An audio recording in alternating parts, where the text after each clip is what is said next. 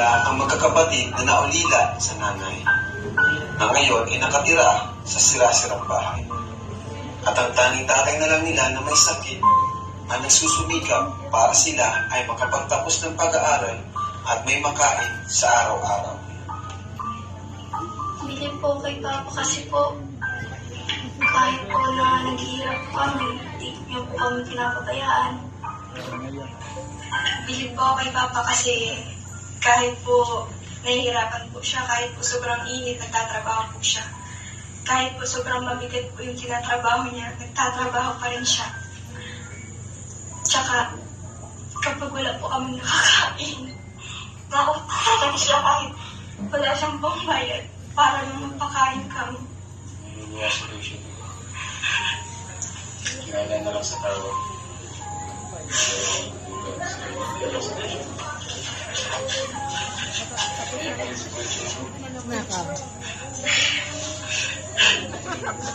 Basta na luwa, Rachel.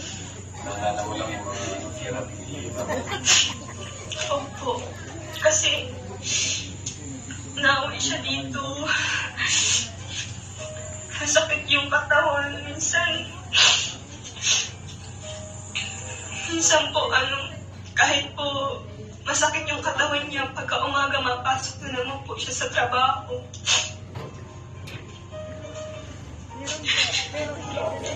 Kaya sobrang bilib po kay Papa kasi kahit ganyan siya, hindi niya po kayo pinapabayaan.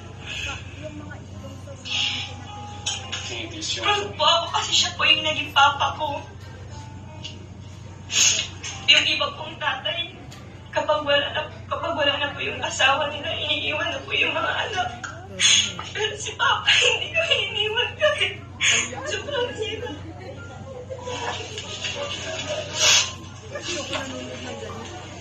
Panoorin ang kabuang kwento at kung paano kami napaiyak sa kwento ng buhay ni Rachel. So your friend, you're not okay.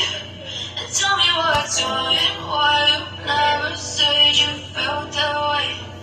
Guess you're trying to stay strong and fake a smile until I look away.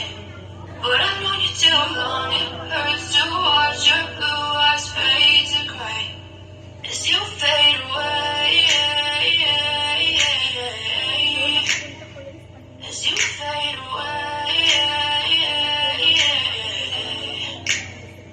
Yeah, I'm about to fade away. Cause every time I wake up, I feel like it's Monday. Something's going wrong with all the chemicals up in my brain. All of a sudden, I don't look at anything the same way. Gotta build up of my thoughts sitting in an ashtray. I'm sorry that I'm so inconvenient, okay. Just let me be me and I'll stay out of the way. I can see the way you look at me, I'm such a disgrace. I never really asked to be brought into this place. You wanna love me? Well then baby, I have a taste. All the highs and the lows, no, they'll never be the same. I don't really wanna hurt you.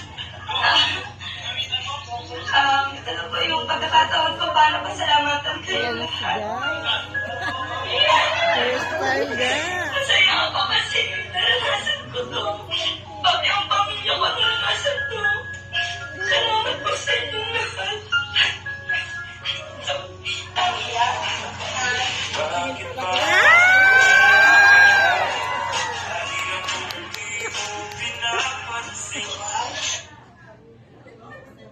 Bakit ka rin? Yan.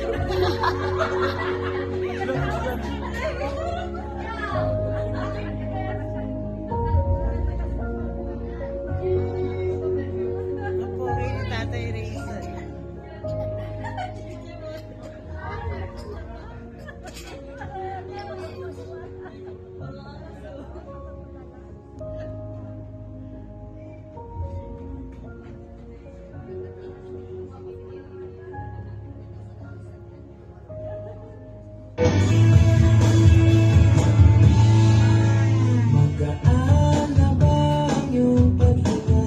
Bumalik ka na sa akin.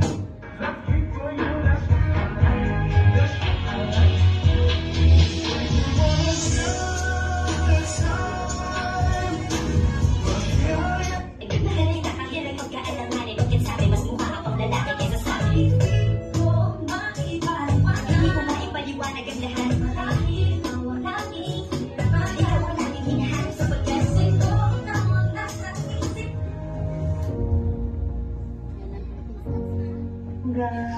Happy birthday, Michelle.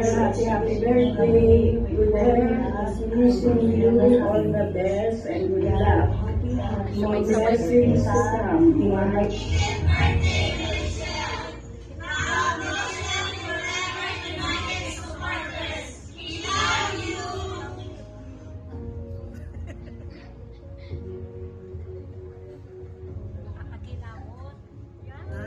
Kikitang sila. Yun yung ano niya, Nay.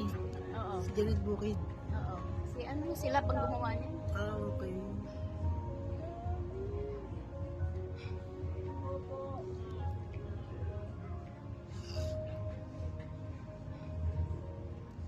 Ayun kayo ni Ate Rose.